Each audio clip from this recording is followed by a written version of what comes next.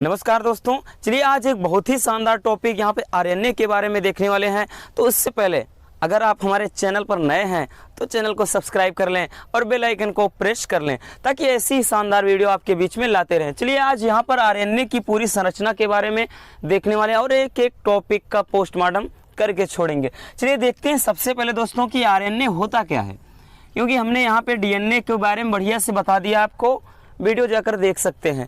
ठीक, तो सबसे पहले जानेंगे आरएनए होता क्या है। तो अगर फुल फॉर्म देखें तो राइबो न्यूक्लिक एसिड यानी राइबोज न्यूक्लिक एसिड, जिसे कहते हैं राइबो न्यूक्लिक अम्ल।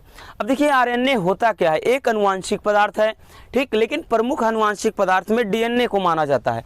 अब आरएनए क्या होता है दोस्तों, तो आरएनए क्या है, अधिक अणुभार वाले एक पॉलीन्यूक्लियोटाइड से बना होता है। अगर बात करें तो ये डीएनए से क्या होता है, भिन्न होता है। डीएनए से भिन्न इसलिए होता है क्योंकि इसमें डीऑक्सीराइबोज के जगह पर राइबोज शर्करा पाई जाती है और इसमें जो थायमिन क्षार के स्थान पर यूरेसिल क्षार पाया जाता है। क्योंकि जो डीएनए होता है दोस्तों, डीएनए में कौन कौन सा क्षार पाया जाता है, एडेनिन, ग्वानिन, साइटोसिन, थायमिन, ये होता है डीएनए। और आरएनए में होता है दोस्तों यहाँ पे एडेनिन, ग्वानिन, साइटोसिन और इसी के स्थान पे यूरेसिल क्षार हो जाता है। ठीक, अब देखते हैं कि आरएनए के प्रकार कितने होते हैं। यानी आरएनए का हमारे बॉडीज में बहुत ही बड़ा महत्व है। तो ये आरएनए में देखिए प्रकार कितने होते हैं। तो आरएनए की बात करें तो आरएनए 3 प्रकार का होता है। यस मेरे भाई, कितना प्रकार होते हैं आरएनए, 3 प्रकार के होते हैं आरएनए। पहला होता है आरआरएनए, जो क्या होता है, सबसे प्रमुख होता है, यानी राइबोसोमल आरएनए। ठीक, आरआरएनए का मतलब होता है राइबोसोमल आरएनए। अब देखिए ये क्या होता है कि ये आरएनए के संरचनात्मक अणु होते हैं। देखिए ये टॉपिक एक एक चीज़ों को आप ध्यान से समझना। यानी क्या करता है, जो आरएनए होता है, आरएनए को बनाने में प्रमुख भूमिका किसकी होती है, प्रमुख भूमिका आरआरएनए की होती है। क्योंकि ये कुल आरएनए का, देख रहे होंगे आप, कुल आरएनए का 80% भाग कौन बनाता है, आरआरएनए। अब देखिए क्या होते हैं कि यह केंद्रक में डीएनए से उत्पन्न, यानी केंद्रक में डीएनए से ही क्या होता है, उत्पन्न होता है। यानी सेल्स में जो कोशिकाओं में केंद्रक में डीएनए से ये उत्पन्न होता है और यह क्या करता है, यह राइबोसोम की रचना में भी भाग लेता है। अभी जस्ट हमने बताया, यानी राइबोसोम जो होते हैं उनको निर्माण करने में अहम भूमिका किसकी होती है, आरआरएनए की।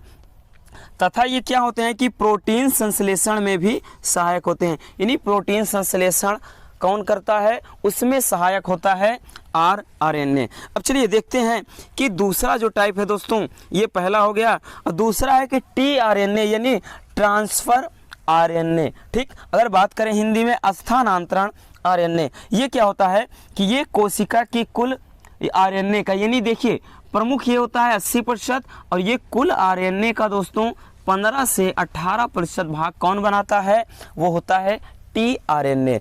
अब ये देखिए, आप देख रहे हैं ये कोशिका द्रव्य में पाया जाता है। कहाँ, ये कोशिका द्रव्य में पाया जाता है टीआरएनए। अब इसका कार्य देख लेते हैं दोस्तों।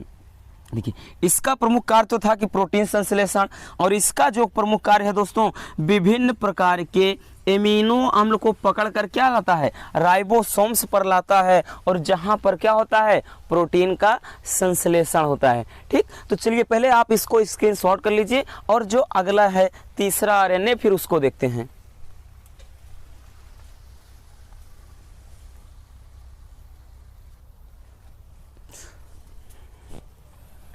चलिए अब यहां से तीसरा देखते हैं एमआरएनए यानी मैसेज आरएनए। ठीक, जो मैसेंजर होता है, यानी हम बात करें संदेश वाहक आरएनए।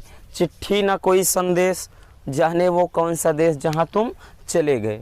चलिए ये इसका देखो काम क्या होता है दोस्तों। सबसे पहले जो हमने बताया कि जो राइबोसोमल होता है वो 80% लगभग भाग बना देता है, और जो दूसरा है यानी स्थानांतरण आरएनए वो क्या करता है 15 से 18%। बाकी जो होता है दोस्तों एमआरएनए, ये कुल आरएनए का 3 से 5% भाग होता है।